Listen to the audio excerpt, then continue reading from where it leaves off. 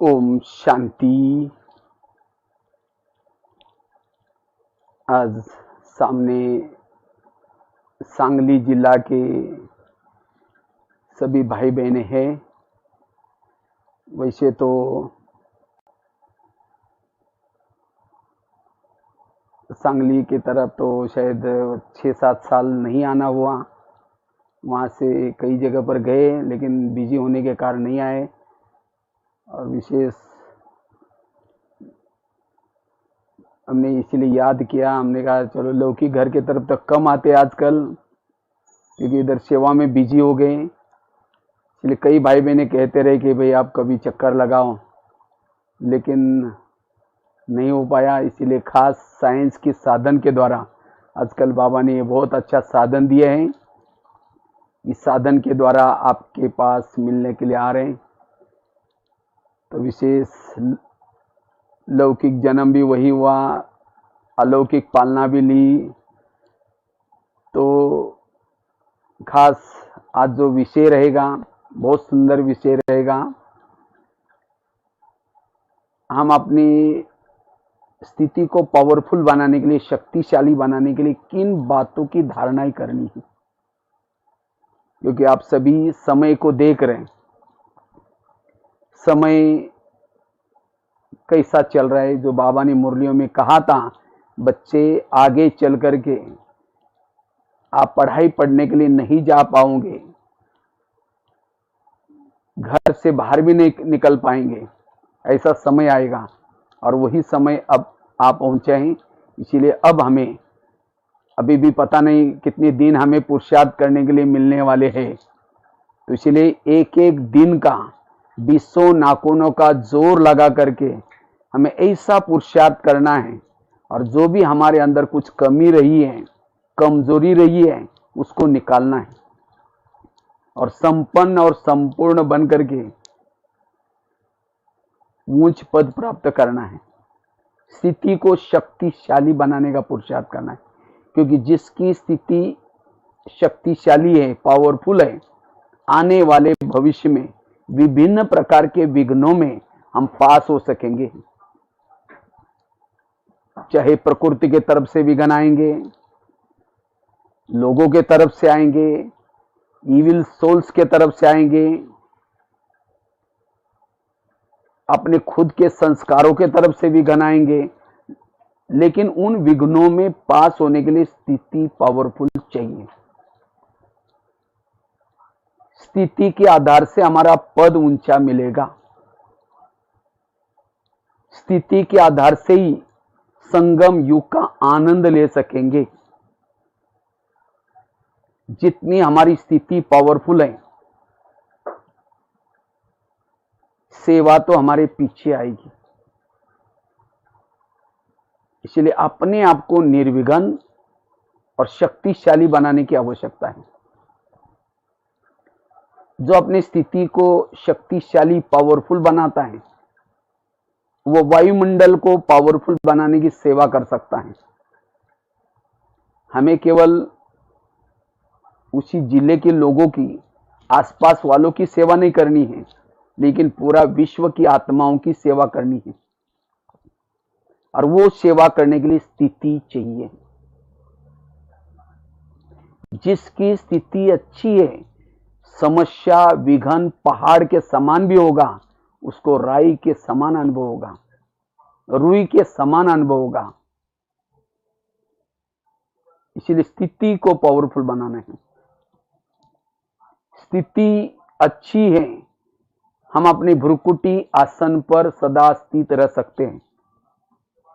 स्थिति जिसकी अच्छी है, अनेक आत्माओं का वो सहारा बन सकता है, रोने वालों के आंखों के आंसू पोंछने वाला बन सकता है।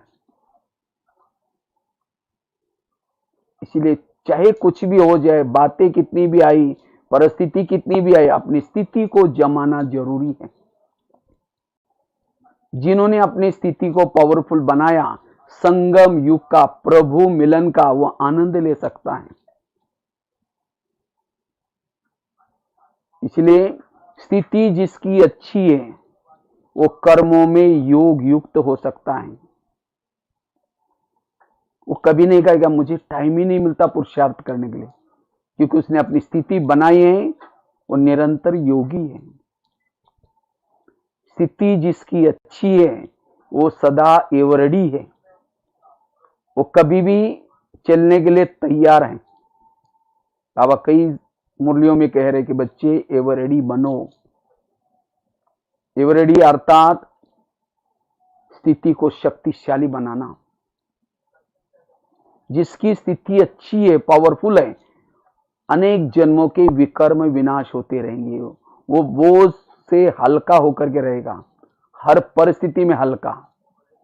जिनकी स्थिति अच्छी है, पावरफुल है, उनके चारों तरफ से गुण और शक्तियां होगी। इसलिए स्थिति, लेकिन इस ज्ञान मार्ग में चलते चलते कभी कभी हमारी स्थिति क्यों बिगड़ जाती है, वो न बिगड़े उसके लिए किन बातों की हमें धारणा करनी है, उसके ऊपर चर्चा करते हैं। हमारी स्थिति बिगड़ती क्यों है, क्या कारण है? वैसे तो उसके कई कारण हैं, लेकिन सबसे पहला कारण है कभी कभी जब हम इस ज्ञान मार्ग में चलते हैं, चलते चलते कभी देह के भान में आ जाते हैं। जब हम देह के भान में आ जाते हैं तो स्थिति हमारी बिगड़ जाती है, क्योंकि जब हम देह के भान में आ जाते हैं दूसरों के दोष दिखाई पड़ते हैं। कोई सेवा भी करता है, देहबान वालों को उसकी सेवा नहीं दिखती, उसके अंदर दोष दिखते, अवगुण दिखते हैं। इसलिए कोशिश करके देही अभिमानी स्थिति आत्माभिमानी स्थिति में रहना है। आत्माभिमानी स्थिति वाला मान, अपमान, निंदा, स्तुति में भी समान रहेगा। जितना आत्मिक स्थिति होगी वो निरंतर परमात्मा से कनेक्ट रहेगा। आंखें खुली है, कान खुला है, इस संसार में लोगों को देखते हुए, संसार को देखते हुए भी न देखने की उसकी अवस्था रहेगी। कब? जब स्थिति पावरफुल है। जो आत्मिक स्थिति में रहता है उसको निरंतर आत्म सुख मिलता है, और जिसको आत्म सुख मिलता है संसार की कोई भी चीजें उसको आकर्षित नहीं कर सकती। ना कोई व्यक्ति आकर्षित कर सकता है, ना कोई उसको पदार्थ आकर्षित कर सकता है, ना चीजें आकर्षित कर सकते हैं। क्योंकि जिसको कोई आकर्षित करता है, बुद्धि को आकर्षित करता है, उसकी बुद्धि योग में भी जब बैठेगा उसकी बुद्धि उन चीजों के तरफ ही जाएगी। इसलिए वो आकर्षण खत्म हो जाए, इसके लिए देही अभिमानी स्थिति चाहिए। देही अभिमानी, आत्माभिमानी स्थिति में रहने वाला सिवाय शिव बाबा के और कहीं भी आकर्षित नहीं हो सकता। इसीलिए बाबा कहते बच्चे ये पाठ पक्का करो, तब आप शक्तिशाली बन सकेंगे, निर्विघ्न बन सकेंगे। हमारे पुरुषार्थ के जीवन में जो विघ्न आते हैं उन विघ्नों का कारण है हमारा ही देह का भान। इसलिए देही अभिमानी बनो, वो विघ्न छोटे नजर आएंगे। क्योंकि देही अभिमानी वालों की स्थिति ऊपर बाबा में लटकी रहती है, और देहबान वालों की बुद्धि यहां लगी रहती है, आसपास लगी रहती है। क्या हो रहा है वो देखती है और मन उसके बारे में सोचता है, तो वो क्या, क्यों, कैसा, ऐसा वो चिंतन करता ही रहता है। वो ना ज्ञान का चिंतन कर सकता है, ना मनन चिंतन कर सकता है, बैठा योग में, लेकिन वही व्यर्थ चिंतन, और स्थिति बिगड़ती है। इसलिए आत्मिक स्वरूप का घोट घोट करके हमें यह पाठ पक्का करना है। मुझे याद है जब मैं शुरू में ज्ञान में आया था विटा में, तो उससे पहले तो मैं रद्दी में किताब मिला था, और उसके बाद विटा में जब 1 साल शायद मैं ITI पढ़ाई किया, उसके बाद पहली बार जब वहां मुरली चली थी, तो मुरली शायद नगर पालिका के ऊपर हॉल में चली थी। पहली बार मैंने मुरली सुनी थी, तो मुरली पूरी आत्मा अभिमानी स्थिति के ऊपर थी। तो मैं बाहर उसी दिन गया और जा करके अपने हाथ पर लिखा हुआ मैं आत्मा हूं, और उस आत्मा के ऊपर मुझे लगा कि यहाँ का मेन लेसन आत्मा का है, और उसके लिए घंटे घंटे का चार्ट रखा, बार बार लिखता रहा, बार बार ये पाठ, और इसी एक पाठ ने आज मुझे यहां तक पहुंचा है। जब मैं शुरू से में 2 शब्द भी नहीं बोल सकते थे, फटा हुआ कुर्ता पहन करके आकर के गीता भाषा में बैठता था, सब कहते ये बुद्धू कुछ बोलता ही नहीं है, लेकिन ये आत्मा का पाठ पक्का करने से निर्भयता, सहनशीलता, कई वैल्यूज आते गए। इसलिए आत्मा की का जितना पाठ पक्का करेंगे आपके अंदर एकाग्रता आएगी, बाबा से कनेक्ट रहेंगे। इसलिए स्थिति को पावरफुल बनाने के लिए आत्मा का लेसन बहुत इंपॉर्टेंट है। अगर कोई बिल्डिंग बनाते हैं, उसका फाउंडेशन मजबूत होता है तो बिल्डिंग तूफान आ जाए, कोई भूकंप आ जाए, हिलेगी नहीं, गिरेगी नहीं। इसी तरह हमें भी अपनी जीवन रूपी बिल्डिंग बना रहे, और वो भी 21 जन्म 84 जन्म का भविष्य में।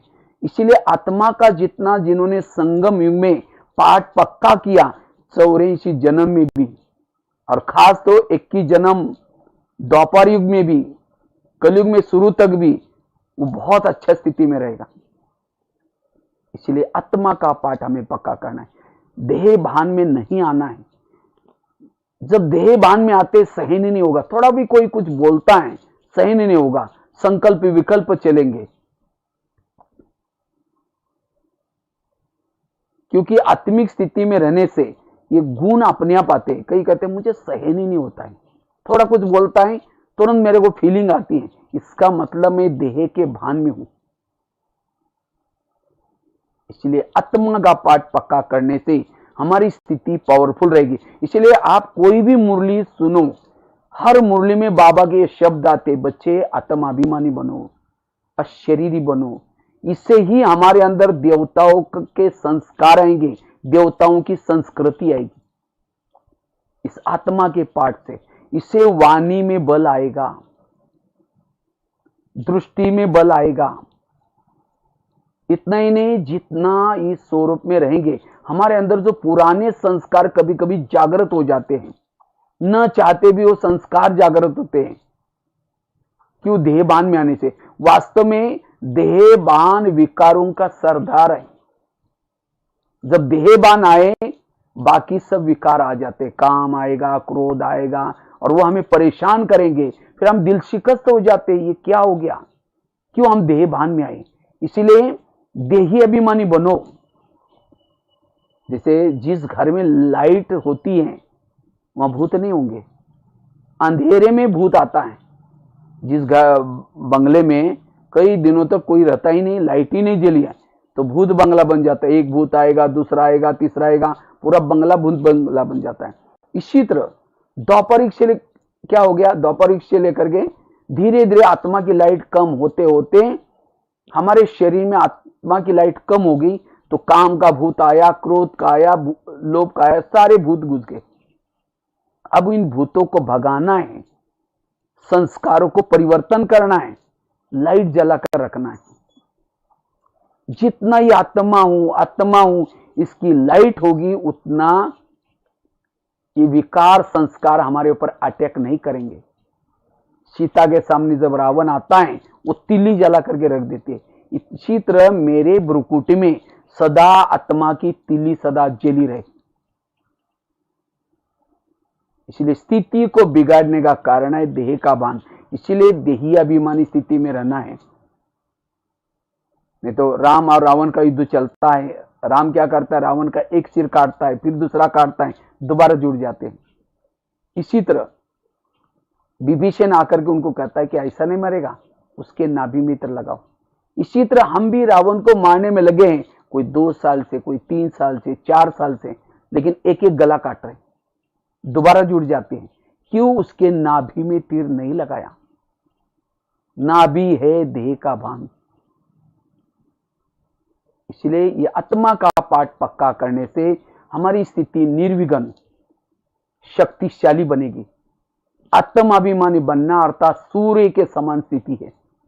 गीता में भी कहा है अर्जुन को लास्ट में, हे पार्थ, हे अर्जुन, तुम अब सूर्य बनो, सूर्य।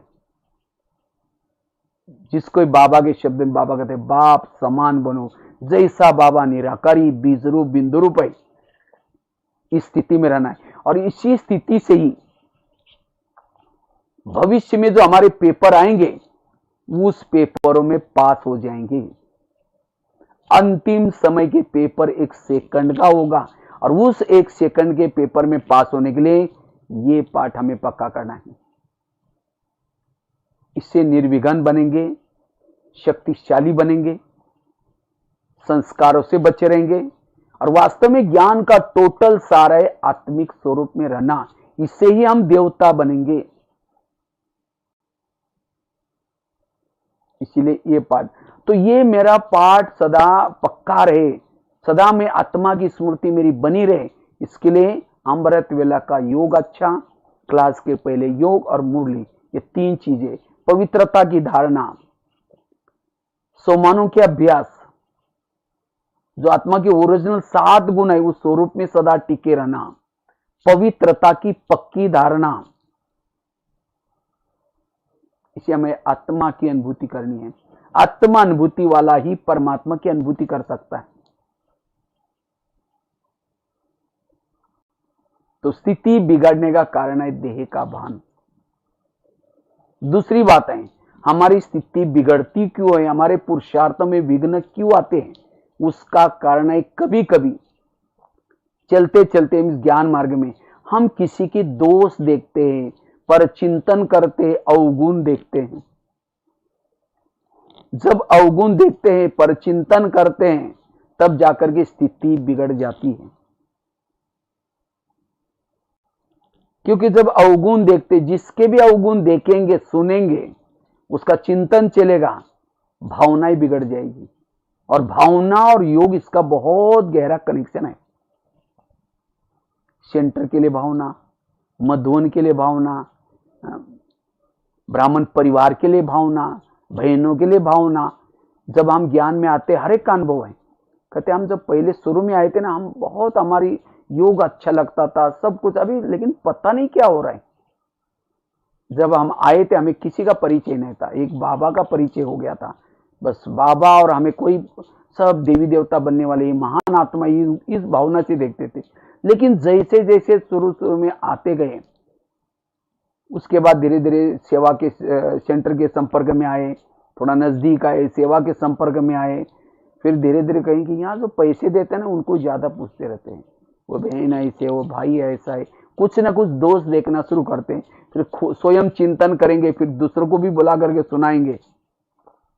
भावना बिगड़ी, भावना बिगड़ी तो धीरे धीरे योग की क्वालिटी कम होगी। इसीलिए अभी भी हमें ये अटेंशन देना है। अगर कोई किसी की बातें सुनाता है, हाँ जी करके उसको नहीं सुनना है। अगर सुनेंगे वृत्ति निगेटिव, दृष्टि निगेटिव बनेगी, स्थिति बिगड़ सकती है, विघ्न आ सकते हैं। बाबा ने एक मुरली में बहुत गहरी बात बताई थी, जैसे तुम लोगों ने मेरी दोपहर में ग्लानी की, कुत्ते में है, बिल्ली में है, ठिक्कर में है, और उस ग्लानी करने से मेरे से दूर हो गए। इसी तरह अगर ज्ञान में चल करके ब्राह्मण परिवार की, कोई सेंटर की बहनों की, किसी की बुराई करेंगे, पर चिंतन करेंगे, ग्लानी करेंगे, धीरे धीरे उनसे नफरत आएगी, घृणा आएगी और धीरे धीरे उनसे दूर चले जाएंगे। मुश्किल से ब्राह्मण परिवार में लाभ। बाबा कभी कभी कहते मेरे अच्छे अच्छे बच्चे थे, बहुत अच्छे थे, बहुत सेवा करते थे, लेकिन आज वो है ही नहीं, चले गए। कहां गए और क्यों गए? जब इतना अच्छा ज्ञान योग करते थे क्यों गए? उन्होंने यहां आकर के किसी के दोष देखना शुरू किया, या किसी ने आकर के उनके सामने वो किसी की ग्लानी की, उसका चिंतन चलते चलते चलते वो चले गए। घाटा किसका हुआ? इसलिए बाबा ये शब्द यूज करता है, बच्चे झगमुई झगमुई नहीं करो, पर चिंतन नहीं करो, संग दोष से बचे रहो। ये बाबा को क्यों सुनाना पड़ता है? क्योंकि इसका और हमारा योग का कनेक्शन है। इसलिए अगर मुझे स्थिति को शक्तिशाली बनाना है, निर्विघ्न बनाना है, तो ये धारणा पक्की करनी है, प्यारे बाबा संगम युग चल रहे हैं। आज से हम किसी के दोष नहीं देखेंगे, अवगुण नहीं देखेंगे। हमें तो अपने आप को ठीक करना है। हमें अपने को परिवर्तन करने का ठेका दिया बाबा ने। दूसरों को परिवर्तन करने का ठेका, बदलने का ठेका ये बाबा का है, हमारा नहीं है। हमारे अंदर ही दोष भरे, उसको ही नहीं निकाला, और दूसरे के कैसे दोष देख सकते। इसीलिए अब हमें अपनी स्थिति को बनाने के लिए, क्योंकि जब हम ये चिंतन करते, वर्णन करते हैं, इससे वायुमंडल खराब हो जाता है। और जो किसी के दोष को अपने दिल में रखता है, चित्त पर रखता है, उस चित्त पर, उस दिल पर बाबा कैसे बैठेगा। एक व्यक्ति के प्रति भी अगर आपके दोष, आपके अंदर भावनाएं निगेटिव है, उससे वायुमंडल निगेटिव बनेगा, वृत्ति निगेटिव बनेगी। आजकल बाबा कहते हैं बच्चे सकाश दो। सकाश वही दे सकता है जिसकी एक व्यक्ति के प्रति भी निगेटिव भावना ना हो, क्योंकि निगेटिव भावना एक दीवार का काम करती है। जब दीवार बने तो वहां से वो वाइब्रेशन जाएगा कैसा, पहुंच नहीं सकेगा। इसीलिए हमें इससे बचना है। कई कहते हम सुनते नहीं, करते भी नहीं, लेकिन कोई आकर के सुना रहा है तो क्या करें। हम सिर हिलाते, अच्छा और क्या हुआ, अच्छा अच्छा और क्या हुआ। जब सिर हिलाएंगे तो सुनाने वालों को इंटरेस्ट आता है। अगर एक दिन सुनेंगे तो दूसरे दिन भी उन्होंने कुछ देखा, कहीं का, आपके पास आएंगे, सुनाना शुरू करेंगे। आपके घर में कोई कचरा ला करके डाल रहे हैं तो आप क्या कहेंगे, आपका बहुत धन्यवाद, रोज आया करो और जहां पूजा होते वहां डाला करो, ऐसे कहेंगे। उसको तो भगाएंगे। लेकिन यहां कोई आकर के कचरे वाली बातें, व्यर्थ बातें सुनाता है तो हम क्या करते हैं, अच्छा अच्छा और क्या हुआ। वो उठ के भी जा रहे, कहेंगे बैठो ना, चाय पानी पी के जाना, बताओ ना और क्या हुआ। इसीलिए जो सेंटर की, मधुवन की, किसी की बुराई कर सुनाता है वो हमारा दुश्मन है। इससे हमारी स्थिति बिगड़ती है। उस समय हाँ जी करके सुनना ही नहीं है। ये पक्की धारणा करनी है, क्योंकि सभी देख रहे हैं समय कितना तेजी से जा रहा है। हमारी गिनती की श्वास है। कहते एक यात्री यात्रा करने के लिए जा रहा था, उसकी यात्रा जंगल से शुरू हो गई। उसको डर लगता है कहीं शेर चीता ना आ जाए, तो भी हिम्मत करके जाता है। अचानक उसके पीछे एक शेर लगा। शेर से बचने के लिए यात्री दौड़ता है, पीछे मुड़कर फिर दौड़ता है। अचानक वो यात्री कुएं में गिर गया। नीचे भी नहीं गिरा, बीच में बेल पतिया था, उसके अंदर लटक गया। उसको उसके जान में जान आई, अच्छा है मैं गिरने से शेर से बच गया। उसको लगा शेर तो आगे भाग गया होगा, लेकिन जैसा शेर ऊपर करके देखा उसने, ऊपर शेर ऊपर से नीचे देख रहा था। वो यात्री कहता है मैं ऊपर आऊंगा नहीं तो मेरे को क्या खाएगा। इतने में नीचे सिर करके देखा तो कुएं के नीचे से एक अजगर ऊपर आ रहा था, क्योंकि उसको लगा मेरे लिए कोई शिकार आई है। अगर वो अजगर से बचने के लिए ऊपर भागता, शेर बैठा है। इतने में नजर गई, जिस डाली पर लटका था उसको दो चूहे काट रहे थे। वो डाली कटते, एक बाजू में सफेद चूहा, दूसरे बाजू में काला चूहा था। वो बेलपति कटते ही सीधा अजगर के मुंह में। माना उस यात्री के चारों तरफ से मौत ही थी। उसकी गिनती के श्वास थे। उसका फर्ज क्या था, जितने भी श्वास रहे उसको परमात्मा का ध्यान करके सफल कराए। लेकिन उसके बजाय वो यात्री क्या करता है, ऊपर से जिस बेलपति से नीचे गिरा था, मधुमक्खियां बैठी थी, उड़ के चली गई थी, उसका शहद नीचे टपक रहा था, लेकर के चाटने में मस्त हो गया। ये कहानी किसी और की नहीं, हमारी अपनी कहानी है। हम भी यात्रा करने के लिए आए थे। सतयुग, त्रेता, द्वापर भी, कलयुग में भी शुरू में यात्रा बहुत अच्छी सुखद गई हमारी। लेकिन अब हमें अंत में ये विनाश रूपी शेर लगा हुआ है, इससे कोई भी बचने वाला नहीं है। बाबा कहते हैं मैं कालों का काल महाकाल हूं, सबको लेके जाने के लिए आया हूं। चाहे कोई चंद्रमा पर जाए, चाहे कोई जमीन के नीचे छुप करके बैठे, बाबा से कोई भी छूटेगा नहीं। तो अब हमारे श्वास गिनती के हैं। आज ही कुछ होने वाला था, लेकिन बाबा ने रहम किया है। बच्चों ने अभी तो भाग्य नहीं बनाया, इसीलिए जिंदा रखा है। और उस आज के दिन में मैं कैसे प्रयोग कर रहा हूं? धन कमाने में। जैसे वो यात्री शहद चाटने में लग जाता है, इसी तरह हम भी क्या करते हैं, कोई नेट की चीजें देखने में, कोई धन कमाने में, कोई इधर उधर की बातें करने में। लेकिन नहीं, हमें अपना समय अब आत्मचिंतन, परमात्मा चिंतन करने में लगाना है। ऊपर से बॉम्ब्स है, ज्वालामुखी, अजगर और जिस डाली पर, सृष्टि पर हम लटके हैं, उसको दो चुहे काट रहे हैं। सफेद चुहा अर्थात दिन, रात है काला चुहा, गिनती के श्वास है। इसलिए अब हमें पर चिंतन की बातों से बचना है। किसी की भी दोष नहीं देखने। अगर देखा भी है, भावना बिगड़ी भी है, फिर से दोबारा हम उनके लिए पॉजिटिव सोच करके भावनाओं को खराब करना है। क्योंकि इस संसार एक नाटक है, और इस नाटक में हर एक को अपना अपना स्क्रिप्ट मिला हुआ है। जैसा जिनका स्क्रिप्ट है वैसे पाठ बजा रहे।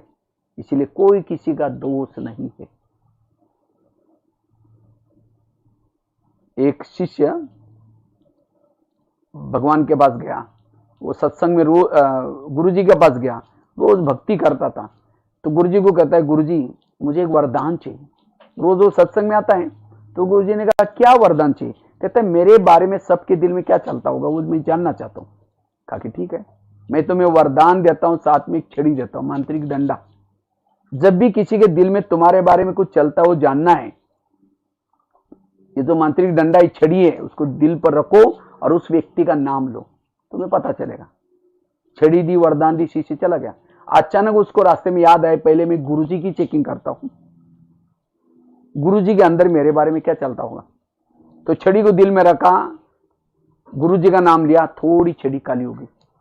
तो गुरुजी को लगता है, अरे गुरुजी के शिष्य को लगता है, अरे गुरुजी के अंदर मेरे बारे में कालापन है, तो इनको गुरुजी बना करके फायदा क्या होगा। आश्रम में आना बंद हो गए। एक दिन हो गया, 2 दिन हो गया, 1 महीना हुआ। तो गुरुजी को लगता है इतना अच्छा शिष्य था, सबसे पहले बैठता था, इसको क्या हुआ। तो गुरुजी खुद उनके घर में गए थे। क्या जी आजकल आप आते नहीं? नहीं जी, थोड़ा सा घर में मेहमान आते हैं, मेरी तबीयत खराब है, ऐसे वैसे बोलने लगा। कहा कि आप 6 साल से आते थे, आंधी आए, तूफान आए। नहीं जी, नहीं, जरूर कुछ बात है। कहा कि गुरुजी जो छड़ी दिया था ना, मैं उसे देख लिया, आपके अंदर मेरे बारे में कालापन है। कहा क्या, अच्छा ये बात है क्या? लेकिन तुमने देखा कि तुम्हारे अंदर औरों के बारे में कितना कालापन है? कहा कि नहीं देखा। देखो, शिष्य ने छड़ी को दिल में रखा, अपना नाम लिया, पूरी छड़ी काली। अपनी काली देकर के शर्म आई, सिर झुकाया। गुरुजी ने कहा कोई बात नहीं, मैं भी जब आश्रम में आया था शुरू में, मेरी छड़ी पूरी काली थी, लेकिन तपस्या करते करते इतनी मेरी बची है, वो तो मैं कर ही रहा हूं, निकल जाएंगी। लेकिन तुम मेरे को देकर के आश्रम में नहीं आओगे, जो तुम्हारी सफेद बन रही वो भी काली हो जाएगी। तो शिष्य को शर्म आई, कहता है गुरुजी मैं तो बहुत बड़ी भूल करने जा रहा था। कहा कि कोई बात नहीं, आज से कभी भी बड़ों की कमजोरी नहीं देखना। एक कहानी किसी और की नहीं, हमारी खुद की है। हम भी यहां जब आते हैं, शुरू में हमारी जो पतित आत्मा थी, पावन बनना शुरू हो जाते, लेकिन जैसे नजदीक आएंगे, किसी के दोष देखेंगे, अवगुण देखेंगे, भावना खराब करेंगे, धीरे धीरे नहीं भी आएंगे। अच्छा, कहीं आएंगे भी, लेकिन भावना ही निगेटिव है। जो यज्ञ में पहले करते थे, जो सेवा करते थे, नहीं करेंगे। घाटा किसका है? आज भी भावना, ये यज्ञ परमात्मा ने रचा हुआ है, किसी व्यक्ति का नहीं है। बाबा ने जिन आत्माओं को जहां रखा है, एक्यूरेट रखा। हमें इस ड्रामा में चेंज करने, क्यों क्या करने का हमारा कोई अधिकार नहीं। नो क्वेश्चन, नो करेक्शन, ऐसा नहीं तो ऐसा होता, ये होता। इसका मतलब ड्रामा का ज्ञान को समझा ही नहीं। नो क्वेश्चन, न करेक्शन, न कोटेशन, न ऑपोजिशन। मन चुप, तब अंतर्मुखी बनेगी। कई क्या करते, खुद चिंतन करेंगे, समझो 2-4 जन मिल करके किसी की बुराई करेंगे, और अचानक जिसकी बुराई करे वो आ रहे हैं, क्या कहेंगे, ओम शांति। अभी हम आपको याद कर रहे थे, मुख में राम बगल में छुरी। ज्ञान बुद्धि में नहीं बैठेगा, पर चिंतन से बुद्धि का ताला बंद हो जाता है। बुद्धि को परम धाम दिखना, परमात्मा दिखना बंद हो जाता है। फिर जब योग में बैठेंगे बुद्धि भटकेगी, योग का इतना अनुभव नहीं होगा। इसलिए ये चिंतन हमें नहीं करना, ये व्यर्थ कहेंगे, व्यर्थ चिंतन है, इससे टाइम वेस्ट हो जाएगा। इसलिए ये आज से हमें पक्की धारणा करनी है कि मुझे परचिंतन को विदाई देनी है। अपने मन को समझाओ, ये मन जिसके बारे में तुम निगेटिव सोचते हो, बाबा उसको कहता है मीठे बच्चे, और तुम उसके लिए बेकार है करके बोलते हैं। खबरदार अगर तुमने किसी आत्मा के बारे में ऐसा सोचा तो। इससे स्थिति शक्तिशाली बनेगी। दो बातें बताएं। तीसरी बात, अगर स्थिति को निर्विघ्न बनाना है, शक्तिशाली बनाना है, उसके लिए सदा सकारात्मक जीवन शैली को अपनाना है। संकल्प को कम चलाना है, पॉजिटिव चलाना है। कितनी भी परिस्थिति आई, कितनी भी बातें आई, अपने संकल्प को पॉजिटिव चलाना। जब हमारे संकल्प निगेटिव बन जाते हैं, सब कुछ निगेटिव बन जाता है। वृत्ति निगेटिव, दृष्टि, क्योंकि विचारों से, संकल्प से वृत्ति बनती है, दृष्टि बनती है, दृष्टिकोण बनता है, सब कुछ संकल्प से। अगर संकल्प ही, बीज ही मेरा निगेटिव है, सब कुछ निगेटिव, विघन ही विघन दिखते हैं। इसलिए सदा पॉजिटिव रहना, सकारात्मक। जितना हमारे संकल्प कम, पॉजिटिव, समर्थ, शक्तिशाली है। निगेटिव संकल्प जहां चलते हैं, जिस घर में चलते हैं, वहां पानी के मटके भी सूख जाते हैं, वहां वायुमंडल खराब होगा, लक्ष्मी वास नहीं कर सकती, बरकत नहीं हो सकती। इतना ही नहीं, निगेटिव सोच से रात को चैन की नींद नहीं आई, योग भी नहीं लगेगा। लाल लाइट चल रहा है, गीत बज रहा है, शुरू करेंगे मैं आत्मा हूं, शांत रूप हूं, फिर कहेंगे मेरे को उन्होंने क्यों बोला, फिर कहेंगे ठीक है मैं आत्मा हूं, शांत रूप, फिर कहेंगे सबके बीच में क्यों बोला, फिर कहेंगे ठीक है मैं आत्मा हूं, फिर कहेंगे 15 दिन पहले भी तो बोला था। निगेटिव वाला स्थिर योगी, कर्म योगी, बैठक योगी भी नहीं बन सकता। इसलिए संकल्प की क्वालिटी को पॉजिटिव, और जितना निगेटिव ज्यादा संकल्प व्यर्थ चलते हैं, उतना बुद्धि के आईने के ऊपर धूल आती है। जैसे आईने के ऊपर धूल है, सामने खड़े रहो, चेहरा स्पष्ट नहीं होगा। इसी तरह स्पष्ट, इतना दूर के परम धाम को देखना है, बाबा को देखना है, बुद्धि क्लीन चाहिए, क्लियर चाहिए। इसलिए व्यर्थ सोचना बंद, इससे सोल कॉन्शियस बनेंगे, स्थिति शक्तिशाली बनेंगे। व्यर्थ सोचने वालों को कई प्रकार की शरीर की बीमारी होने की संभावना है। बाबा ने आज ही शायद मुरली में कहा, ये जो बाबा जो ज्ञान सुनाता है, इससे हमारा मनोबल बढ़ता है, इससे हमारा हेल्थ, शरीर की हेल्थ भी, मानसिक हेल्थ भी अच्छी बनती है। हेल्दी वेल्दी हैप्पी बन सकते हैं। निगेटिव संकल्प चलाने से मन की बीमारी होती है, और जिसका मन बीमार है उसका तन भी बीमार है। आजकल जैसे कोरोना का जो प्रकोप चल रहा है, कहते हैं ह्यूमिनिटी पावर जिसके अंदर कम है, वो कोरोना का प्रकोप उसके ऊपर ज्यादा होता है, उसके ऊपर अटैक। कई पेशेंट ठीक हो रहे हैं, ह्यूमिनिटी पावर ज्यादा है।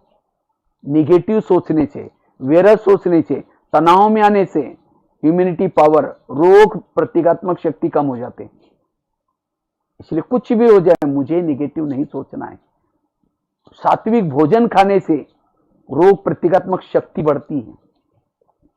इसलिए हमारे प्रधानमंत्री जी ने एक मंत्र दिया है, हमारे लिए जान अच्छी है तो जहान है। हमारी जान अगर ठीक नहीं तो जहान भी हमारे लिए कुछ नहीं। जान और जान, हमारी हेल्थ अच्छी है, हमारे लिए दुनिया है। अगर हमारी हेल्थ बिगड़ी, दुनिया हमारे लिए कुछ भी नहीं। अपनी हेल्थ को अच्छी रखने के लिए पॉजिटिव थिंकिंग, सकारात्मक जीवन शैली अपनाओ। ये परिस्थिति आई है, जाएगी। आजकल लॉकडाउन में हर एक के सामने परिस्थिति आई, किसको कहां जाना था, किसके दुकान कई दिन तक बंद हो गए, कई बच्चों की परीक्षा मतलब प्रॉब्लम आए, कई कई प्रॉब्लम, लेकिन हमें फिर भी पॉजिटिव रहना, सकारात्मक रहना है। और ये केवल आपको ही प्रॉब्लम नहीं है, सारी दुनिया के सामने प्रॉब्लम आए। प्रॉब्लम के समय जो स्थिर रहता है वही प्रॉब्लम उसको बहुत कुछ देके जाते हैं। प्रॉब्लम के समय जो निगेटिव सोचता है वही प्रॉब्लम उसका सब कुछ लुटा लेते। सुखी वही है जो पॉजिटिव है, दुखी वही है जो निगेटिव है। इसलिए सकारात्मक सोच से सुख का अनुभव करना है। जो सकारात्मक सोचता है, पॉजिटिव सोचता है, उसके मन में ताकत होती है, मन में सिद्धियां होती है। जो सोचेगा वो होगा। और सारा जो कल्प चलता है, संकल्प से कल्प चलता है, इसलिए पॉजिटिव। और जिसके मन में पॉजिटिव सोच है उसकी हेल्थ अच्छी है। इसीलिए कहते हैं ना, जिसका पाँव गरम, पेट नरम, दिमाग ठंडा, वहां डॉक्टर आने की कोई जरूरत नहीं। लेकिन आजकल उल्टा होता है, पाँव रहते हैं ठंडे और दिमाग रहता है गरम, क्योंकि परिस्थितियों का चिंतन, बातों का चिंतन। इसलिए कोई हमें निगेटिव चिंतन नहीं, स्थिर रहना है। और वही सहनशील है। कभी कभी कई कहते हैं मैं इसके रास्ते में कभी जाता नहीं, फिर भी ये मेरे साथ ऐसा क्यों करता है। टाली कभी एक हाथ से नहीं बचती। इस जन्म में नहीं गए, कभी ना कभी तो गए। इसलिए कर्मों की को समझना, जो हुआ अच्छा, निगेटिव को पॉजिटिव में लाना, इस तरह से बाबा का जो टोटल ज्ञान है पॉजिटिव सोचने के लिए, सकारात्मक बनने के लिए। और जो जितना सकारात्मक है उसकी स्थिति अच्छी है, निर्विघ्न बनेंगे। इसीलिए सांगली में खास गणेश की पूजा होती है। वहां का गणेश देवता है, गणेश बनो। गणेश क्या करता है, पेट बड़ा है, कुछ भी बातों को अंदर लेता है, अंदर अपने में संभालो। उसके कान बड़े बड़े हैं, हाथी के कान है। हाथी क्या करता है, चींटी गई तो भी मर जाता है। इसीलिए हाथी हमेशा कान हिलाता है। तो हमें भी क्या करना है, अटेंशन रूपी कान हिलाते रहना है। कोई भी गलत सुनाता है, कान हिलाओ, सुनना नहीं है, अंदर जाने नहीं देना है। तब जाकर के निर्विघ्न बनेगी, स्थिति शक्तिशाली बनेगी। इस पुरुषार्थ की जरूरत है। व्यर्थों से मुक्त बनना, पॉजिटिव सोचना, सकारात्मक सोचना, इसका तो बहुत गहरा टॉपिक है जो हमने सवेरे एक सेंटर वालों को किया था। तो कहने का मतलब, स्थिति को पावरफुल बनाने के लिए संकल्पों को पॉजिटिव बनाने की जरूरत है, सकारात्मक बनाने की जरूरत है। और जिन्होंने संकल्प को सकारात्मक बनाया वो सदा हेल्दी, वेल्दी और हैप्पी है। हेल्दी बनने के लिए आजकल डॉक्टर क्या कहते हैं, कड़वी चीजें खाना पसंद करो, करेले खाओ, कड़ू नीम के पत्ते खाओ, मेथी के लड्डू खाओ। करेले मतलब सब्जी की करेले की बात नहीं, जीवन में आने वाली कड़वी बातों को डाइजेस्ट करो। और जो कड़वी बातों को डाइजेस्ट करता है वो हेल्दी और वेल्दी है। वास्तव में संगम युग में महान भाग्यशाली वो है जिनके सामने समस्या ज्यादा, प्रॉब्लम ज्यादा। कुंती के सामने जब कृष्ण जाता है तो कृष्ण पूछता है आपको क्या वरदान चाहिए। कुंती को पूछता है, आपने बड़ी भक्ति की है, बताओ, मैं तुम्हारे भक्ति का फल देने के लिए आज आया हूं, बोलो, सोना चांदी जो भी मांगो। कुंती कहते हैं मुझे सोना चांदी नहीं चाहिए, मुझे जीवन में समस्या चाहिए। तो कृष्ण कहते ये क्या मांग रहे, तथास्तु, तो तुम्हारी जो भी इच्छाएं पूर्ण हो जाए। फिर कहा कि तुमने समस्या क्यों मांगी। कहते समस्या होगी, आप सदा मेरे साथ में रहेंगे, और आप मेरे साथ में रहेंगे, यही मेरा सौभाग्य है। तो इसी तरह जिसके जीवन में प्रॉब्लम है, समस्या है, बाबा सदा याद रहेगा। मेरा खुद का लाइफ, मेरे जीवन में बहुत सारी बातें आई, लेकिन मैं उन बातों को क्या क्या गुरु बना दिया। एक एक बात ने मुझे एक एक पाठ सिखाया। मैं परिस्थितियों से सीखा और यहां तक पहुंचा। परिस्थितियां हमें आगे बढ़ाती है, लेकिन कब, दिमाग को शांत रखेंगे, मन को शांत रखेंगे। उस समय जितना निगेटिव सोचेंगे वो परिस्थिति से कुछ बहुत बड़ा घाटा भी हो सकता है। इसीलिए सकारात्मक जीवन शैली अपनाना, यह है तीसरी बात। पहली बात बताई, स्थिति बिगड़ती क्यों है, अवस्था क्यों बिगड़ते, विघ्न क्यों आते हैं, देह के भान में आने से।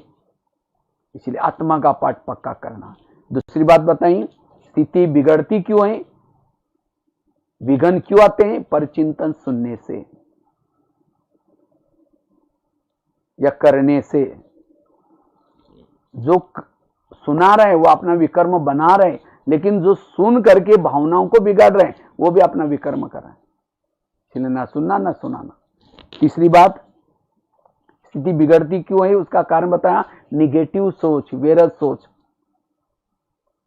व्यर्थ को कहते हैं तनाव। तनाव मतलब तन में आना। तनाव को इंग्लिश में कहते हैं टेंशन। टेंशन, टेन मतलब 10, सन मतलब बच्चे। टेंशन मतलब 10 बच्चे, पहले तो 2-4 हैं, फिर 10 पैदा होंगे। अगर किसी के 10-12 बच्चे हैं, माँ बाप शांति से बैठेंगे, एक आएगा पापा जी मुझे कपड़े चाहिए, अगर उसको भोगा दूसरा कहेगा पापा जी मुझे इसीलिए कहते हैं छोटा परिवार सुखी परिवार। तो जिसके अनेक संकल्प, विकल्प, इच्छाएं ज्यादा हैं, वो योग में स्थिर नहीं बैठ सकता। और निगेटिव विचार तो उसकी स्पीड ज्यादा होती है। इसीलिए अगर स्थिर बनना है, हल्के बनना है। फरिश्ता किसको कहेंगे, जिसके सोच पॉजिटिव है। तो यह है पुरुषार्थ। चौथी बात है, हमारे जीवन में विघ्न क्यों आते हैं, स्थिति बिगड़ती क्यों है, उसका कारण है चलते चलते कभी कभी हम अभिमान में आ जाते हैं। अभिमान, कोई कलाओं का अभिमान, कोई विशेषता का अभिमान, कोई ना कोई अभिमान। अभिमान में आए अपमान की फीलिंग होगी, अरे मैंने इतना सारा किया फिर भी मेरे को पूछा नहीं, मैं इतना करता हूं फिर भी पूछ की पूछ।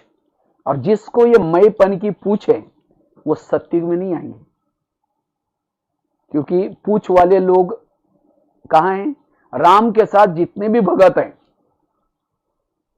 राम के जितने भी हैं साथी, सबको पीछे से पूछे।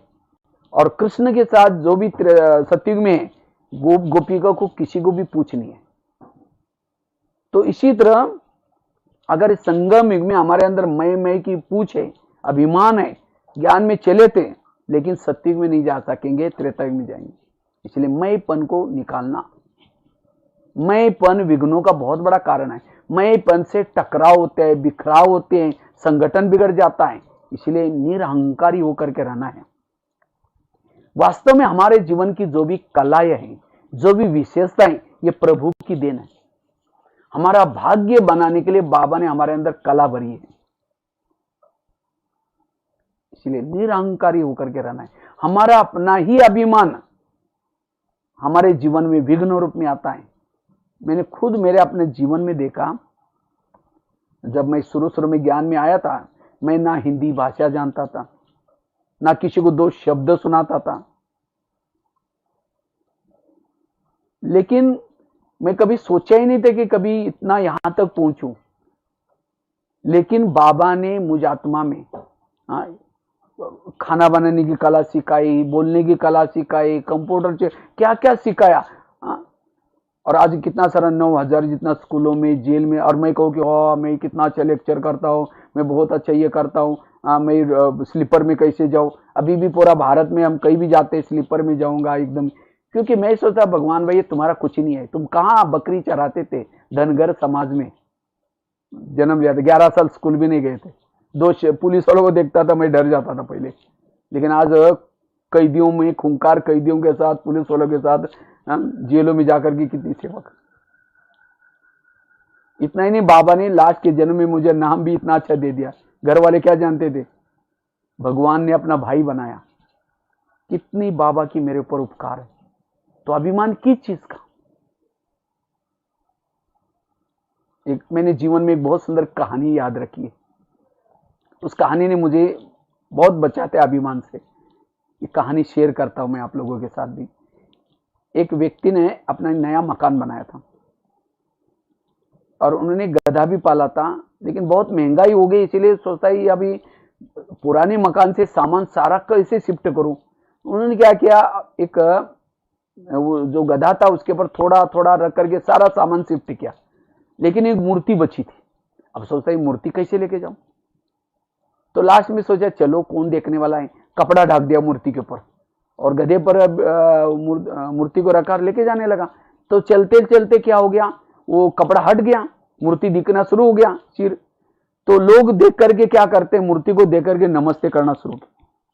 तो गधे को लगता वाह नमस्ते तो मुझे ही कर रहे, मैं इतना मेहनत कर रहा हूं। गधे को नमस्ते नहीं कर रहे थे, नमस्ते कर रहे थे मूर्ति को। इसी तरह आज कई बार हम सेंटर पर जाते हैं, कई बार बहुत बहनें श्रृंगार करेंगी, ताज पहनाएंगी, बहुत सम्मान करेगी, स्वागत करेगी और यज्ञ के लिए पैसा देगी। तो वास्तव में ये जो धन दे रहे, स्वागत करे, कोई मेरा लेक्चर सुन करके, ज्ञान सुन करके नहीं है।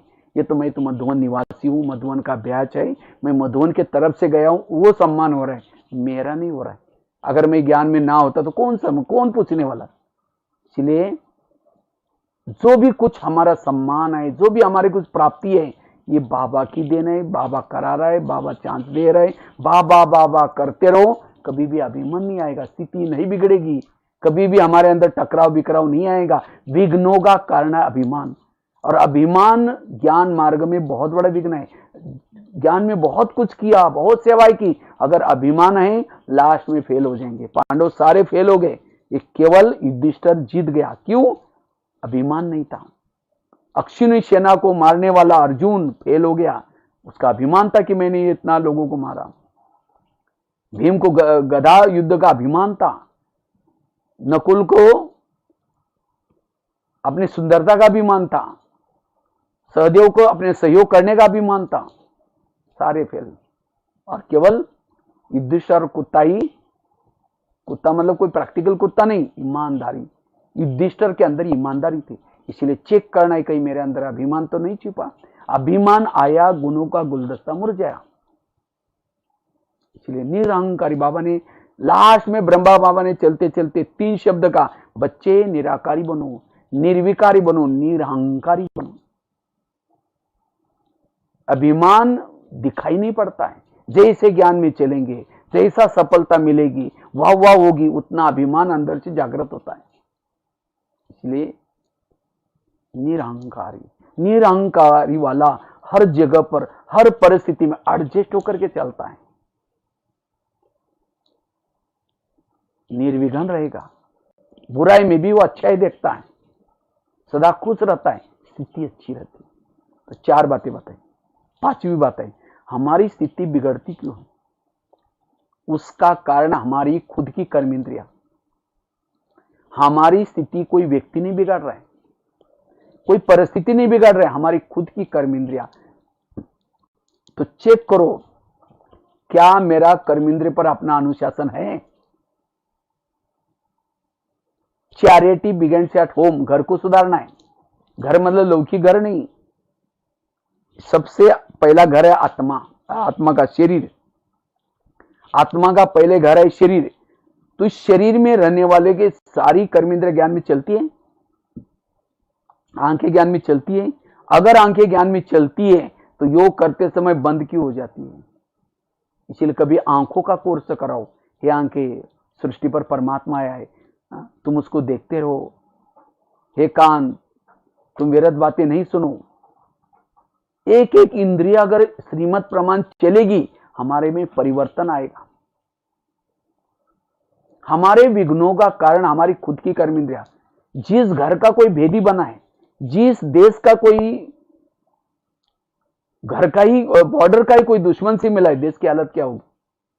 इसलिए अपने इस किले को मजबूत करना, इसको कहते सो परिवर्तन।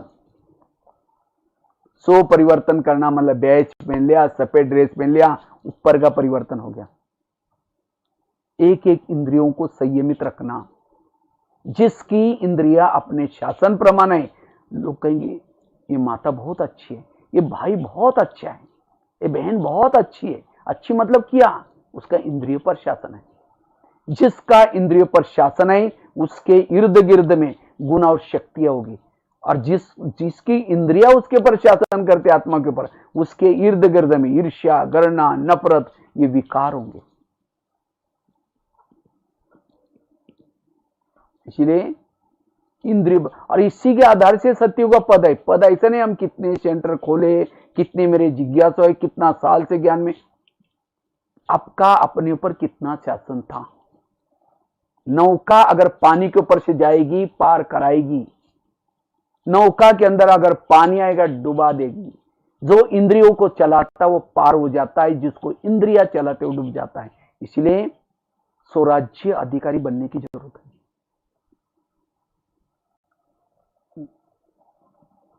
हम बहुत कुछ कर रहे, पुरुषार्थ कर रहे, लेकिन इंद्रियों पर शासन नहीं, जमा कुछ भी नहीं होगा। मराठी में कहावत है, आंधळ दळतं आणि कुत्र पीठ खात। आंधा पीस रहा है और कुत्ता बैठकर उसको खा रहा है। आंधे को लग रहा है मैंने बहुत पीसा। इसी तरह हम तो रोज अमृत वेला उठ रहे, मुरली सुन रहे, ज्ञान का सेवा कर रहे हैं, लेकिन इंद्रिया पर चिंतन कर रहे, मुख पर चिंतन सुन रहे, कोई मोबाइल की व्हाट्सएप से गलत चीजें देख रहे, मन गलत सोच रहे, व्यर्थ सोच रहे, बुद्धि भटक रहे। जितना किया उतना खाली तो खाली, खुशी नहीं है, परमात्मा मिला है। क्यों? स्वराज्याधिकारी स्थिति नहीं है। ब्रह्मा बाबा ने और कोई पुरुषार्थ नहीं किया, बाबा ने रोज अपने इंद्रियों को शासन प्रमाण चलाया, रोज इंद्रियों का दरबार लगाया, इसे नारायण का पद प्राप्त किया। हमें यही करना है, यही विघ्नों का कारण है। जैसे प्रधानमंत्री मंत्री जी दिल्ली में शांति में कब बैठेंगे? जब उसके पार्टी के सारे लोग एक्यूरेट काम करते। अगर ये कोई गलत काम करता है, उनकी आंखें उनको थोड़ा नींद खुल जाती, प्रॉब्लम आ जाता है। इसी तरह आत्मा को शांति तब होगी जब हमारी सभी इंद्रिय एक्यूरेट काम करते। थोड़ा भी आंखों ने गलत देख लिया, आत्मा की नींद फिर गई, अशांत हो गई। थोड़ा मन ने गलत सोच लिया, इसीलिए हर इंद्रियों पर शासन। इसीलिए रोज इनसे बातें करो। पहले राजा एक किले में रहते थे, तो शरीर भी हमारा किला है। इसमें जैसे किले के कई दरवाजे होते थे, दरवाजे में पूछताछ होती थी, कहां जा रहे, क्यों जा रहे। इसी तरह शरीर भी हमारा किला है, कई दरवाजे, कान मुंह आंख, लेकिन उसमें रोकने टोकने वाला कोई नहीं। कान ने गलत सुन लिया, पूछो, हे कान ये मेरे लिए योग्य था, तुमने क्यों सुना? क्या कि तुमने गलत चीजें देख ली, क्यों देखी, क्या मेरे लिए जरूर थी? इसी तरह जिसका अपना शासन है वो निर्विघ्न है। इसलिए इससे बचना। तो हमें कैसे इनसे बातें करनी है? जैसे आजकल का लॉकडाउन का समय, लॉकडाउन में कहते घर में रहो, परिवार के साथ रहो, मुंह में मास्क पहन करके रहो, सैनिटाइज करो।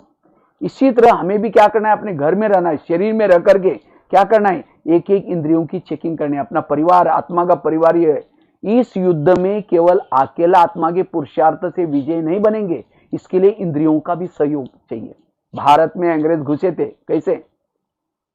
भारत में नवाबों का शासन था, बंगाल का नवाब, बिहार का नवाब, सूरत का नवाब। अंग्रेज आए, उनसे दोस्ती की, दिल्ली के ऊपर अटैक किया। तो शरीर भी हमारा एक इंडिया है, इसकी राजधानी ब्रुकुटी में आत्मा है, इसमें कई नवाब है, कान मुंह आंखें। तो माया रूपी अंग्रेज आए, विकार आए, इन नवाबों के साथ दोस्ती की, कान के साथ दोस्ती की, आंखों के साथ की, और इन चीजों तरफ से घुस गए और आत्मा के ऊपर अटैक किया। इसीलिए शरीर रूपी देश अब हमारा गुलाम है। भारत को अंग्रेज से स्वतंत्र कैसे कराया?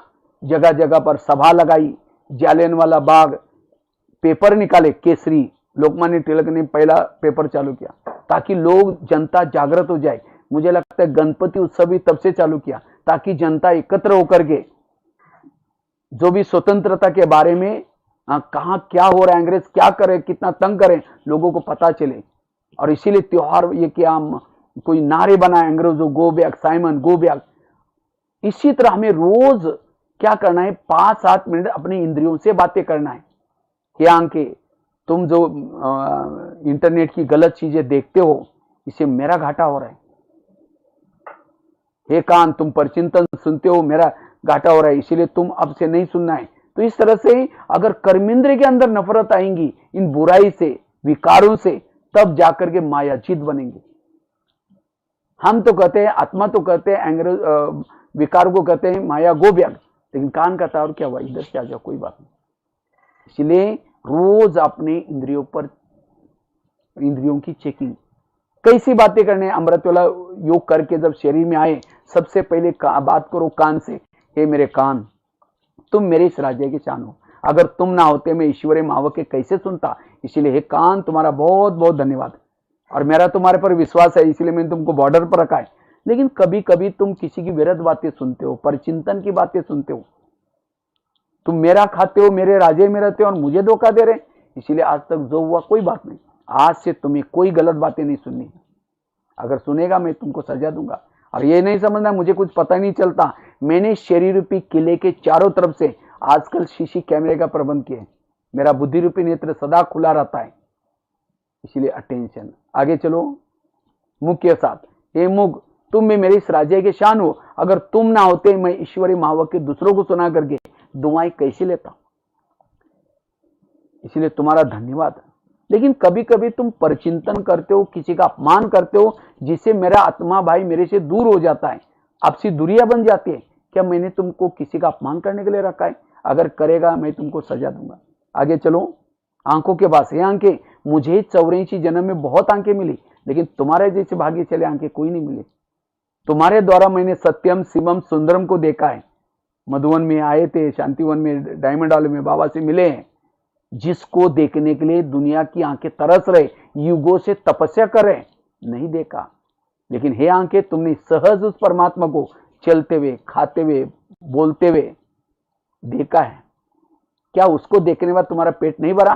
तुम इस संसार की व्यर्थ बातें क्यों देखते हो? किसी की सुंदरता को क्यों निहारते हो? आगे चलो, पांव के पास, हे पांव, तुम भी मेरे इस राज्य की शान हो, अगर तुम ना होते मैं सेवा करने के लिए कैसे जाता। भले सेवा की हाथ में, कर्मना सेवा की, भले मुख ने भाषण दिया, लेकिन आदि तो वह तुमको मिल जाती है। क्यों तब तुम सभी इंद्रियों को, घुटने से ऊपर सारी इंद्रियों को उठाकर लेके चलते हो? इसीलिए कोई भी व्यक्ति घर में आता उसके चरण छूते, क्यों? चरण ने इस व्यक्ति को लाया। लेकिन कभी कभी चरण परचिंतन करने के लिए भी लेके जाते हैं। परचिंतन किया मुख ने, आधा पाप पांव के ऊपर चढ़ा। फिल्म देखी आंखों ने, आधा विकर्म पांव के ऊपर। अगर पांव वहां न जाता, मैं नहीं जाऊंगा, मेरे राजा के लिए धोखा दे रहा हूं, मैं उनके पास रहता हूं, मुझे नहीं जाना। हर इंद्रियों में आत्मा के प्रति रिस्पेक्ट चाहिए, आत्मा के प्रति श्रद्धा चाहिए। कई कहते मेरा कोई सुनता ही नहीं है। जिसकी इंद्रियां नहीं सुनती उसका कोई सुनेगा नहीं। अपने पर शासन, अनुशासन, आत्मा शासन। जिसका आत्मा के अपने बॉडी पर शासन है, वही दूसरों पर सहज शासन कर सकता है, बोलने की जरूरत नहीं। प्रकृति पर शासन होगा। इसलिए हमारे विघ्नों का कारण है हमारे ही कर्म इंद्रिया।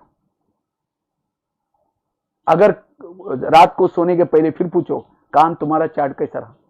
तुम्हारा धन्यवाद, 7 बजे मुरली सुनी थी, लेकिन 12-1 बजे कोई माता जी आई थी और किसी की विरत बातें सुना रहे थे, वो बहन जी ऐसे, वो भाई जी ऐसा है, तुमने बड़ा नजदीक जाकर के, और क्या हुआ? मैंने वो सीसी कैमरे में देखा है, तुम्हारे लिए सजा, तुम्हें दोबारा मुरली सुननी है। आंखों को पूछो तुम्हारा चार्ट कैसा रहा, मुख को समझो, कान ने दरवाजा खोला, तुमने तो चुप रहना चाहिए था, तुमने बोला हाँ वो ऐसी करते, उसने कई बार किया ऐसा, मेरे साथ भी ऐसा किया, इसीलिए तुम्हारे लिए सजा। कल का दिन तुम्हारा कारोबार बंद रहेगा, मौन। और जब आप हर इंद्रिय पर शासन आई, सहन शक्ति आएगी, परिवर्तन आएगा। इसलिए स्वराज्य अधिकारी, नहीं तो कहते हैं अंधेरी नगरी चौपट राजा, टकेसर बाजी, टकेसर नगरी का राजा सो है जो चाहे हो रहा है। विघ्नों का कारण कर्म इंद्रिय। 5वीं बात, लास्ट की एक 6ठी बात सुना करके पूरा करता हूं। हमारे विघ्नों का कारण, स्थिति को बिगड़ने का कारण है हमारे ही पुराने संस्कार। जब हम कभी कभी संस्कारों के वश हो जाते हैं, हमारे पुरुषार्थ में विघ्न आ जाते हैं। इसलिए चेक करो मेरे अंदर कौन से संस्कार है, तो संस्कार क्यों आते हैं? उस संस्कार को कुछ ना कुछ भोजन देते हैं। इसलिए बाबा ने नियम, संयम, मर्यादा क्यों बनाया? क्योंकि नियम, संयम, मर्यादा में जब रहेंगे उसको भोजन नहीं मिलेगा। समझो, मैं और खुल के आप बताता था, समझो किसी का काम विकार का संस्कार है, वो क्यों जागृत होता है बीच बीच में? क्योंकि इंटरनेट की गलत चीजें देखेंगे, कोई ऐसा अश्लील गीत सुनेंगे, फिर कोई फिल्म देखेंगे, कोई मैगजीन पढ़ेंगे, कोई फैशन करेंगे, वो संस्कार को भोजन दे रहे हैं, उससे संस्कार जागृत। तो जिन बातों से मेरे संस्कार जागृत होता है उन बातों से मुझे बचना है। इसलिए बिजी रहो, जितना बिजी रहेंगे संस्कार से बचेंगे, जितना सोल कॉन्शियस की तपस्या करेंगे संस्कार से बचेंगे, जितना बाबा को सुनाएंगे अमृत वाला, बाबा मेरे अंदर ये संस्कार आता है, ऐसे ऐसे। जैसे कोई हॉस्पिटल में डॉक्टर आता है, पेशेंट उठ करके अपनी बीमारी सुनाता है, इसी तरह बाबा भी सर्जन है, अपनी बीमारी को सुनाओ। बाबा मेरे साथ ऐसा हो रहा है, मैं रोज मुरली सुनता हूँ, अमृत वाला भी उठता हूँ, तो भी पता नहीं संस्कार आता है। बाबा इसका इलाज आपको ताकत देगा, मुरली में पॉइंट देगा। अपने बस सीनियर भाई बहन है उनको भी सुनाओ। कई कहते हमें उस भावना से देखेंगे इसलिए छिपाएंगे, कैसे हो? नहीं, बहुत अच्छा है, छिपाएंगे तो संस्कार और अगर मेरा वो संस्कार रह गया, अंतिम समय वही संस्कार अंश का वंश बनेगा, फेल कर देगा। संस्कार परिवर्तन में हमारे संस्कार के वश जब होते हैं कि कमाई चट हो जाती है। ये चेक करो कौन से संस्कार रहे। संस्कार परिवर्तन शॉर्ट में मैं आपको सुना रहा हूं। जब श्रीमत का उल्लंघन करते हैं विघ्न आते हैं। श्रीमत के लिए भीषण प्रतिज्ञा करनी है, कुछ भी हो जाए मुझे श्रीमत का उल्लंघन नहीं करना है। मुझे याद है, चाहे खान पान का नियम, चाहे कोई भी, मुझे याद है जब मैं विटा में ITI कर रहा था तो उस समय मेरा टिफिन घर से आता था। टिफिन तो क्या, केवल जवार की रोटी आती थी, कोई हमारे गांव में तो बस जाती नहीं, करगनी से बस आती थी। तो हमारी माताजी करगनी में एक माताजी को जवार की आटा देती थी, क्योंकि मैं हॉस्टल में वहाँ रहता था, तो वो स्नेह प्यार से वो अपना बना करके रोटी देती थी सिर्फ। तो एक भाई जो ITI में मेरे साथ पढ़ता था, उसका भी टिफिन आता था, वो साथ में लेके आकर के बस में रखते थे। तो मैं वो रुकी सूखी रोटी खा करके, लेकिन एक दिन जब 1 साल तक मैंने केवल जवार की रोटी खाई सूखी, और उसे ITI कर रहा था। एक दिन मुरली चली, बाबा ने कहा कि बच्चे बाहर का भोजन नहीं खाना चाहिए, शुद्ध भोजन खाना चाहिए। तो मैं बाहर जाकर के सोचा कि आज से मैं शुद्ध भोजन खाऊंगा। अब मेरे पास कुछ था ही नहीं, मुझे बनाने भी नहीं आता था, पैसा भी नहीं था। तो मैंने क्या किया, 5-6 दिन तो ऐसा ही कुछ नहीं खाया। टिफिन आता था, किसी को दे देता था। तो घर में पत्र लिखा उसी दिन, मुझे टिफिन मत भेजो।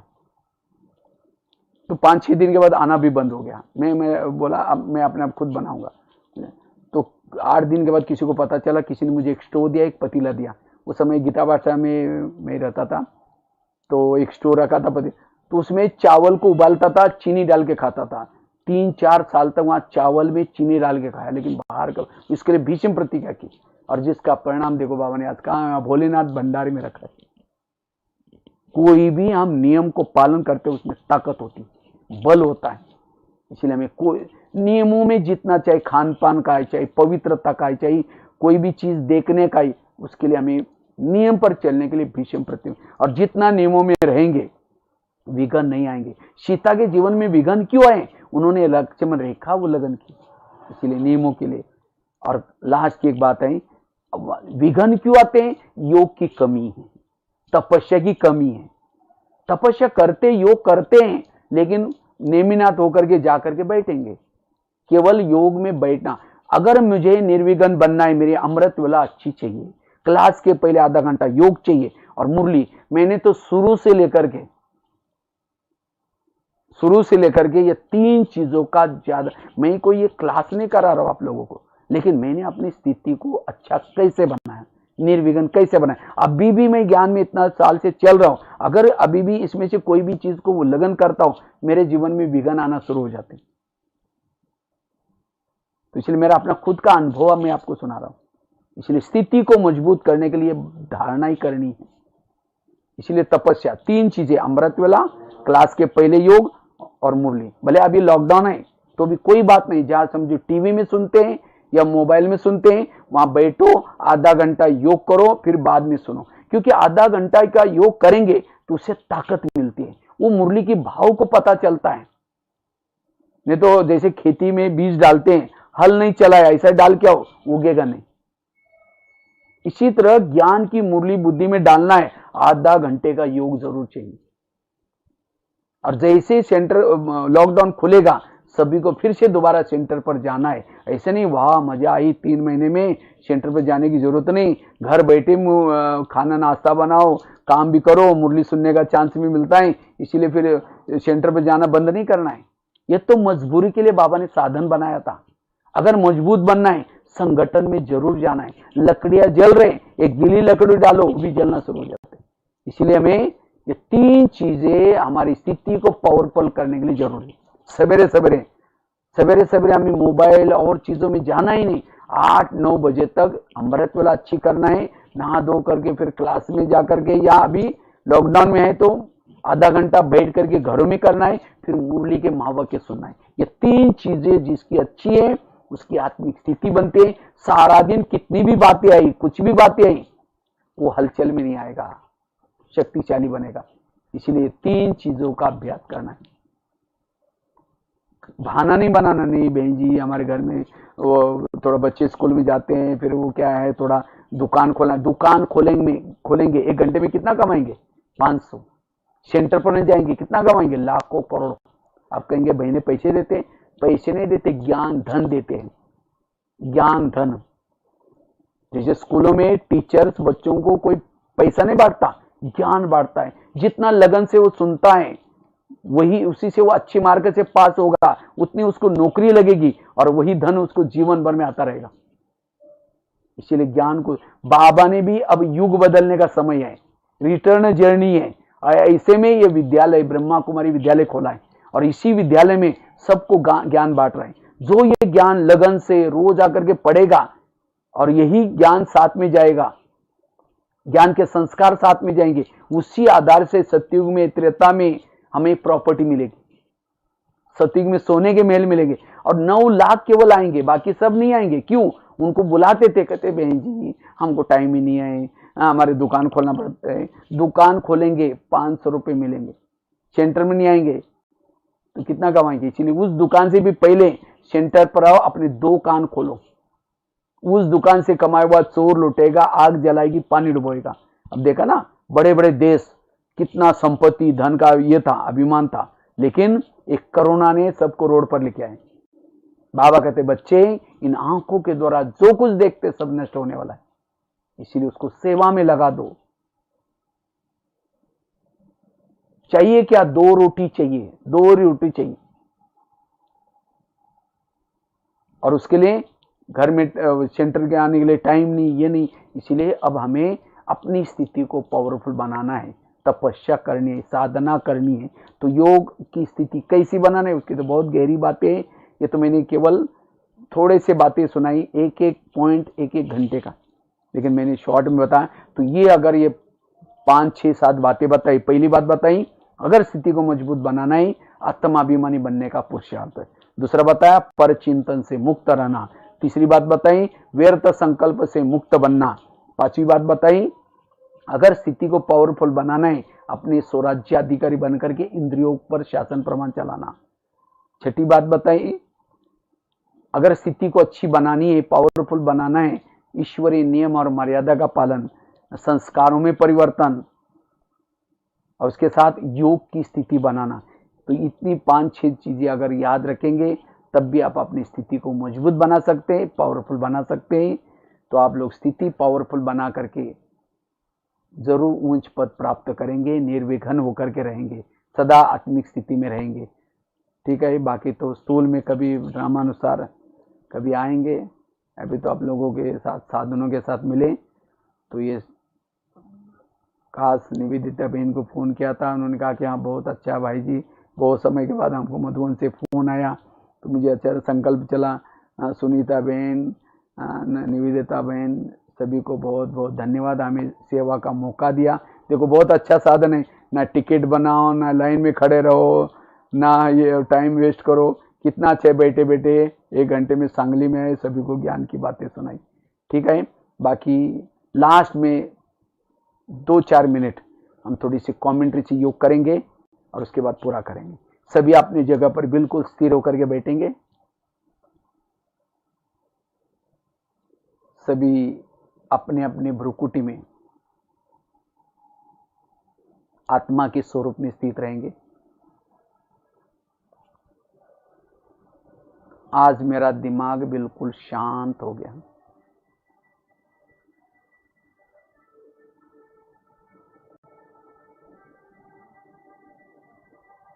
मेरे जीवन की सारी निगेटिव एनर्जी समाप्त हो गई। मेरे आसपास के जितने भी लोग हैं, कोई मुझे देने के लिए है, कोई मेरे से लेने के लिए आए हैं। किसी के भी विपरीत व्यवहार से आज से मैं कभी डिस्टर्ब नहीं होऊंगा, सदा पॉजिटिव रहूंगा। ड्रामा कल्याणकारी है। संसार की हर घटना कल्याणकारी है।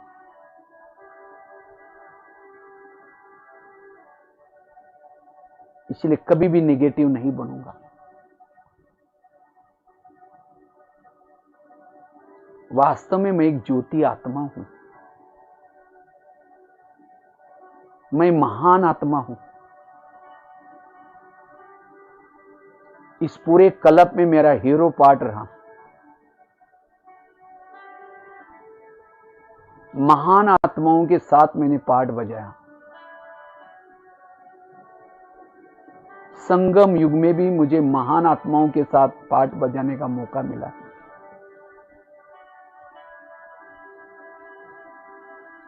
अब मेरी रिटर्न जर्नी है। युग बदलने का समय है।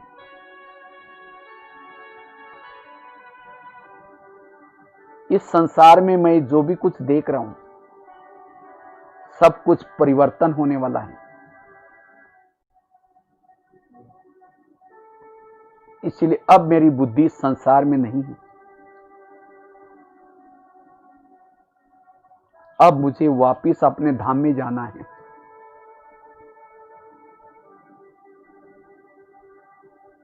मैं आत्मा बुद्धि रूपी नेत्र के द्वारा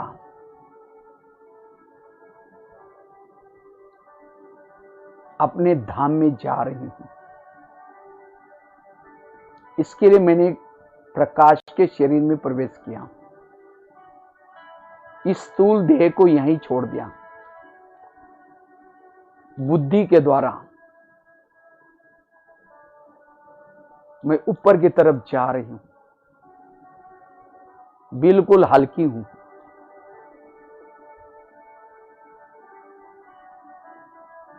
चांद सूरज सारा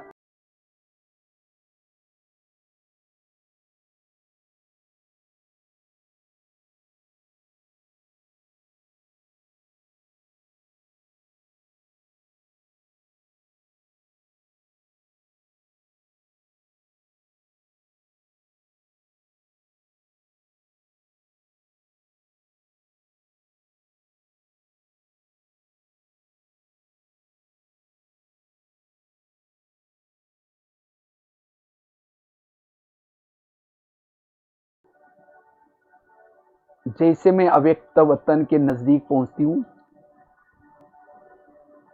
मैं बुद्धि रूपी नेत्र के द्वारा देख रही हूं।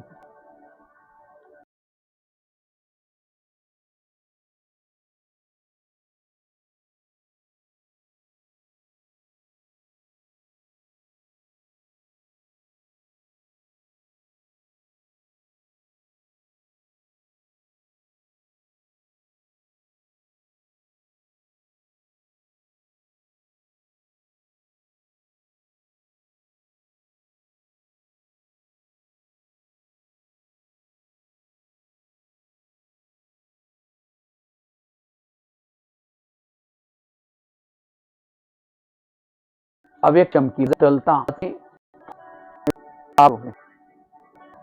लाइट मेरी सभा में महफिल में आए हुए हैं सभी फरिश्तों की दृष्टि लेने के लिए पहुंचा दिया।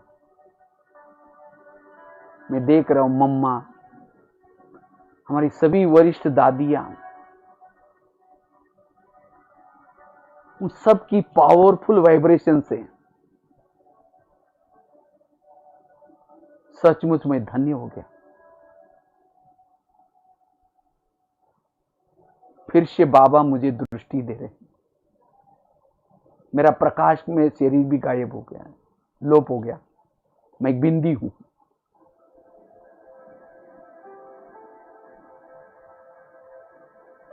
बुद्धि रूपी नेत्र से अब मैं परम धाम की तरफ जा रही हूं। सोनेरी लाल प्रकाश को मैं देख रही हूं। ये मेरा असली घर है।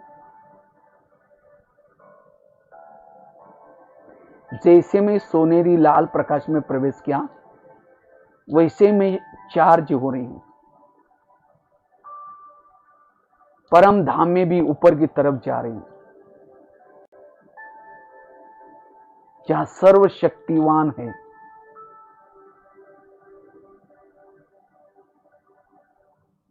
जैसे बाबा के समीप पहुंची,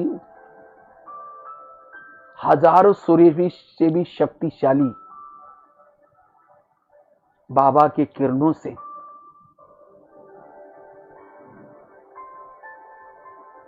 मेरे अंदर की सारी नेगेटिव एनर्जी समाप्त होती जा रही है।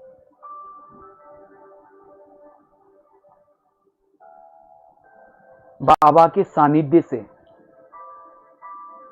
मेरे आत्मा के विकारों के जर्म नष्ट होते जा रहे हैं। मैं पावन बनती जा रही हूं।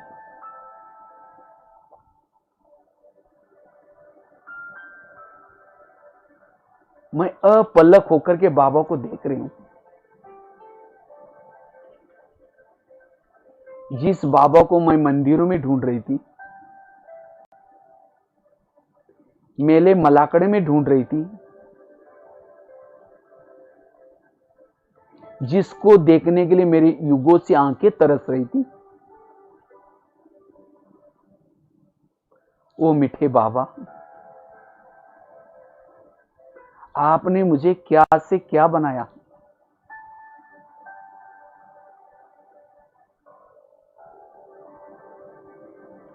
ज्ञान का डमरू बजा बजा करके आगम निगम के सारे भेद खोले। मेरे लिए आप धरती पर आए, मुझे गली गली से ढूंढ करके निकाला। तीनों कालों का ज्ञान दिया और भविष्य के लिए 21 जन्मों के लिए मालामाल बना रहे हैं। भोलेनाथ बाबा, मैं आपके उपकारों को कभी ना भूल सकती हूं।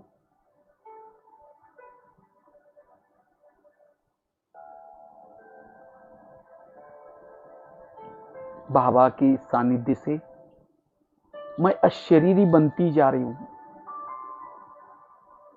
विधेयी बनती जा रही हूं। मेरी आत्मा की बैटरी चार्ज होती जा रही है।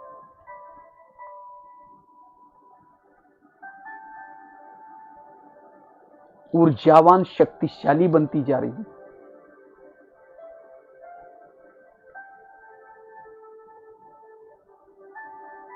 अब यह प्रभु मिलन कर